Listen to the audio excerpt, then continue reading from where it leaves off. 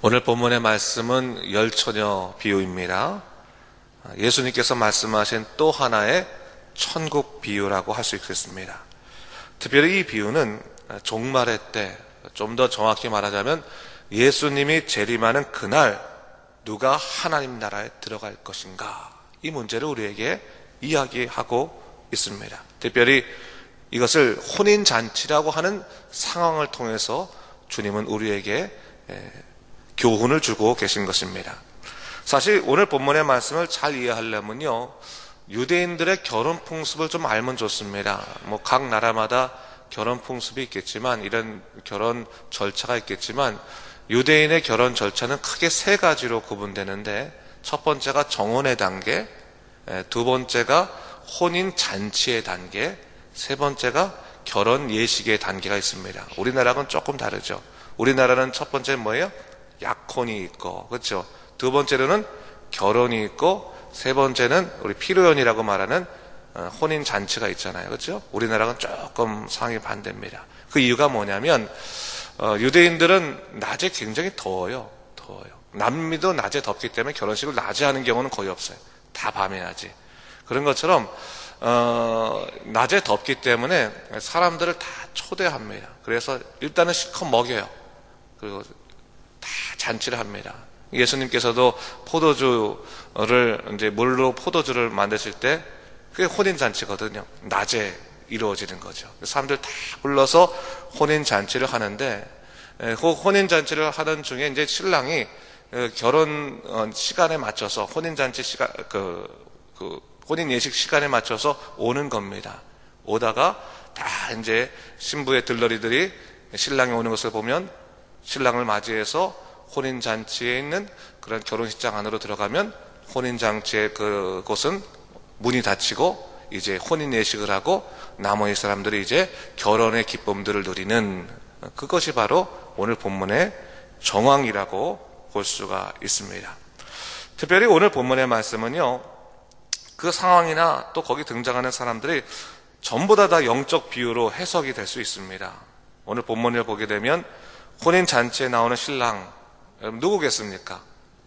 예수 그리스도를 말하는 거죠. 혼인잔치에 찾아오시는 예수 그리스도, 특별히 그 예식에 맞는 시간에 찾아오시는 예수 그리스도, 그분 예수님의 재림이라고 우리가 볼 수 있겠습니다. 자, 혼인잔치집에 문이 닫히는 그 시간이 신랑이 오는 시간인데, 이것은 예수님이 재림하는 그 시간이라고 우리가 볼 수가 있겠죠. 그런 의미에서 신랑을 기다리는 열처녀는 과연 누구겠습니까? 이 신부의 들러리라 말할 수 있는 이 열처녀는 바로 성도라고 말할 수 있습니다. 오늘날 우리들 예수 그리스도의 재림을 기다리는 그 재림의 성도들이 다 이 열처녀라고 볼 수 있습니다. 그런데 중요한 것은 성경이 이 열처녀에 관해서 어떻게 말하고 있는가, 예수님께서 이 열처녀를 어떻게 말하고 있는가를 우리가 관심 있게 봐야 되는데, 열처녀들에 대해서 얘기하면서 5명의 처녀들은 슬기로운 사람들이고 나머지 5은 미련한 사람들이다 라고 이야기하고 있어요. 그리고 이 슬기로움과 미련함의 기준을 뭐로 보고 있냐면, 그들이 들고 있는 등에 기름이 있느냐 없느냐, 여유분의 기름이 있느냐 없느냐, 그 기름의 정도로 파악하고 있다는 사실을 우리가 분명히 오늘 본문에서 우리가 볼 수가 있는 겁니다. 그렇다면 이것이 무슨 의미가 있는지를 우리가 잘 알아야 된다고 하는 것이죠. 자, 당시 혼인잔치 때 밤이 되면요, 신랑과 또 신랑의 들러리들이 이제 혼인잔치로 찾아오게 됩니다.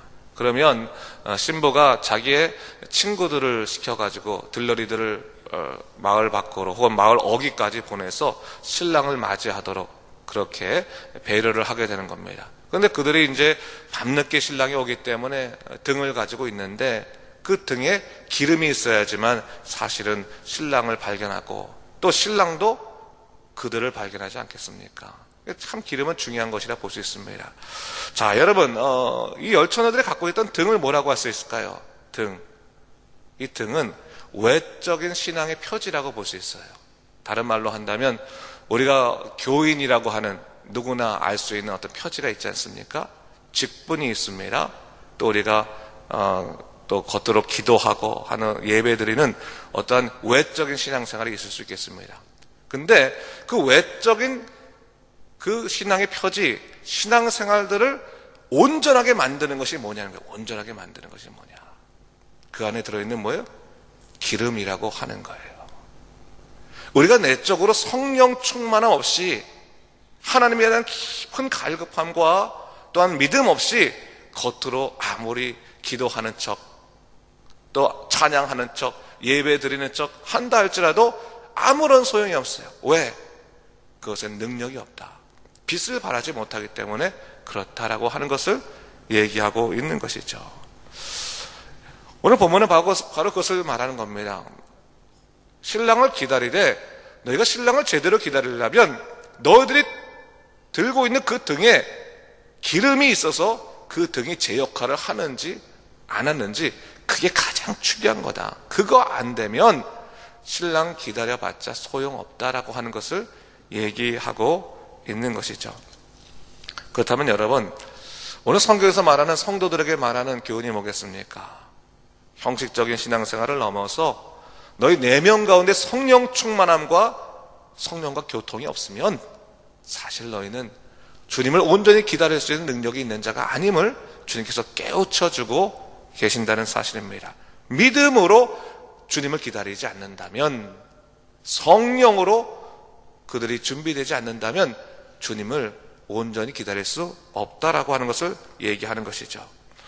특별히 오늘 본문 5절에 보니까 신랑이 더디 오므로 다 졸며 잘세라고 표현하고 있습니다. 여러분, 이것은 무엇을 표현할까요?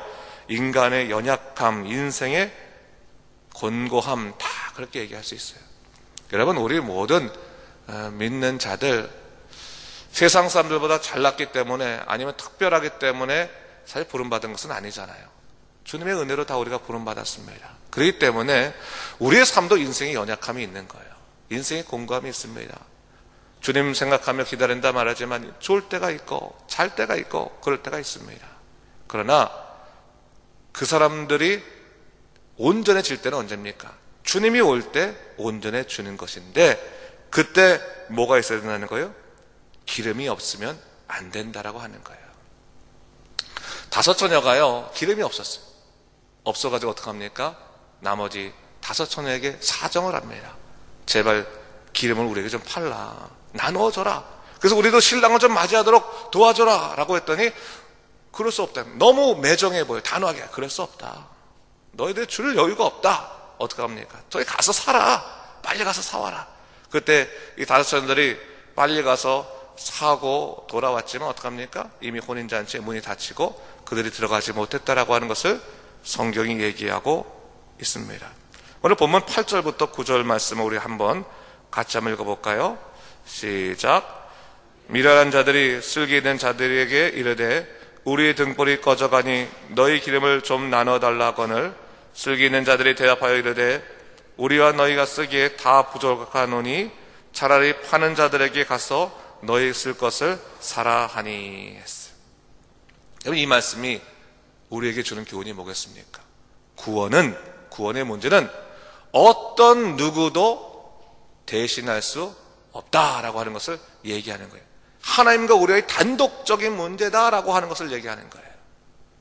예수님이 재림하셨는데 예수님, 저희 집사람이 새벽기도 한 번 안 빠지고 매일매일 기도하고 성경 보고 정말 내가 그 사람 때문에 믿음 생활했습니다.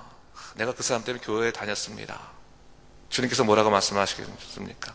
아, 네가 사람 때문에 교회 다녔구나. 나 때문에 교회 다닌 게 아니고. 그렇다면 나에 대한 믿음은 없구나. 그렇게 말씀하신다고 하는 거예요. 여러분, 우리가 사람으로 인해서 믿음의 현장 속에 초대받는 것은 분명해요. 하지만 주님과 나와의 단독적인 문제, 정말 신랑을 기다리는 슬기로운 처녀의 깊은 마음, 그 갈망의 마음이 없으면 우리는 혼인잔치에 들어갈 자격이 없는 거예요. 오늘 다시 한번 그것을 깨우치라는 거예요. 너희가 신랑을 기다리는 마음으로 등에 기름을 채운 것처럼 너희가 예수 그리스도께서 다시 온다는 그 마음, 그 갈망의 마음을 갖고 성령으로 믿음으로 너희가 그날을 예배하지 않는다면 너희는 그날의 온전한 그런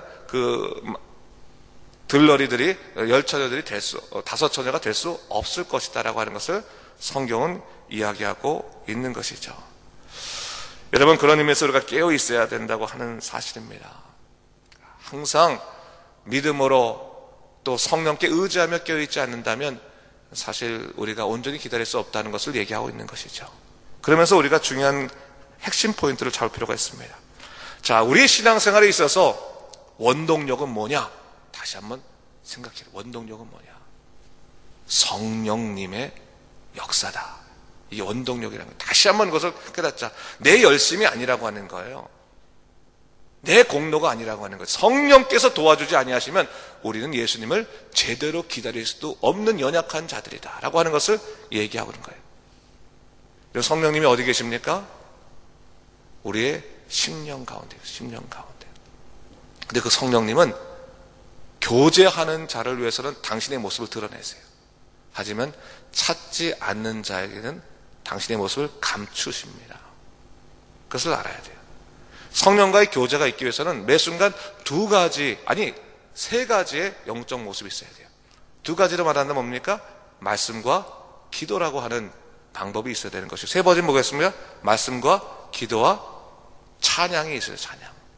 이 세 가지가 항상 성령과 교제하는 방식이에요.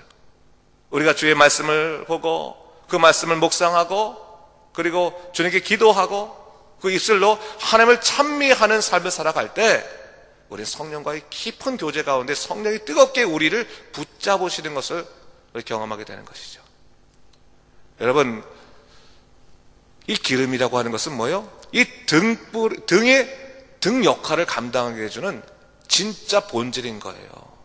내가 신앙생활 하는 데 있어서 진짜 하나님의 사람으로 바로 서기 위해서는 끊임없는 성령의 공급을 받아야 되는, 성령의 공급이 없이는 사실 우리 믿음 생활을 할 수가 없어요. 그럼 기도하실 때 성령을 찾으셔야 돼요. 성령을 의지해야 되는 거예요. 성령 충만함을 위해서 기도해야 되는 거예요. 주 하나님 아버지, 성령 충만함을 허락하셔서 나로 하여금 때로는 곤고하고 연약한 삶에 그러나 직면하게 되었을 때 그 모든 것을 이겨낼 수 있는 믿음의 삶을 허락하여 주소서. 그걸 기도해야 되는 것입니다. 자, 그렇다면 주님이 언제 오십니까? 이 문제를 우리 다시 한번 좀 짚고 넘어갈 필요가 있는데, 오늘 13절 말씀 같이 읽어볼까요? 시작. 그런즉 깨어있으라. 너희는 그날과 그때를 알지 못하느니라. 그날과 그때는 언제 옵니까? 언제입니까? 성경은 뭐라고 말합니까? 너희가 알 수 없다라고 말씀하십니다. 사도행전 1장에서도 제 아들이 물었을 때 때와 기한은 아버지께서 두셨다고 말씀하셨죠. 도적처럼 임하는 그날. 그 때와 시간이라고 하는 것은 시간은 중요하지 않아. 뭐가 중요한 거예요? 주님이 오신다는 명확한 사실만이 중요한 거예요. 주님은 오신다. 주님이 오신다. 그러므로 너희들은 언제 오는지, 여러분 사실 우리가 언제 누가 오는지 알고 싶을 때 자기 마음 한번 돌아보세요. 그래서 누가 온다 할 때 몇 시에 와? 그럼 10시에 와. 그럼 10시에 오면 10시까지 소중하게 기다리는 마음을 가지려고 10시를 알려고 그래요? 아니잖아요. 사실은 10시에 누가 딱 온다면 9시 반까지는 게으르고 싶어. 그렇죠?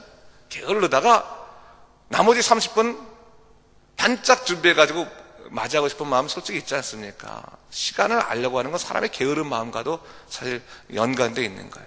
주님은 우리 인간을 너무나 잘 알기 때문에 그 시간을 가르쳐주지 않으시는 거예요. 단지 뭘 말씀하시는 겁니까? 너가 깨어있으면 된다. 깨어있으면 된다. 영적으로 기도하고 하나님 나를 사모하면 주님이 언제 오시든지 너희들에게는 그 때가 도적처럼 임하지 않는다. 그것을 알아야 돼요.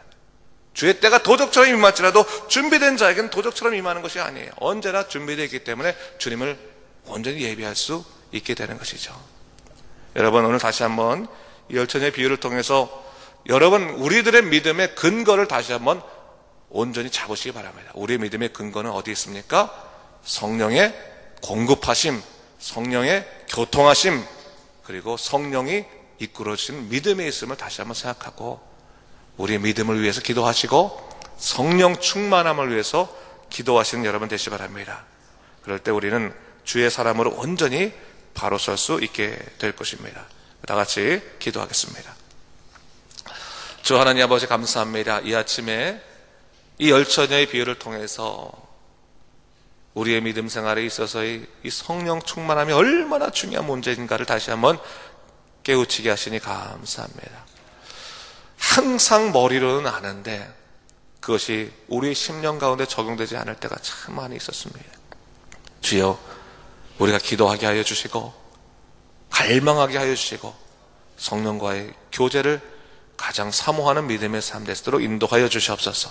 오늘도 주의 말씀과 기도와 찬양을 통해 성령과 교제하게 하여 주시고 하나님의 주시는 온전한 기쁨으로 우리 신앙생활에 빛을 낼 수 있는 귀한 역할을 주여 감당하도록 주여 이끌어 주시옵소서. 주께서 이 고난주간에 다시 한번 주님의 고난을 생각하게 하시고 주님의 사랑을 기억하는 믿음의 사람 될 수 있도록 인도하여 주시옵소서. 예수님 이름으로 기도드립니다. 아멘.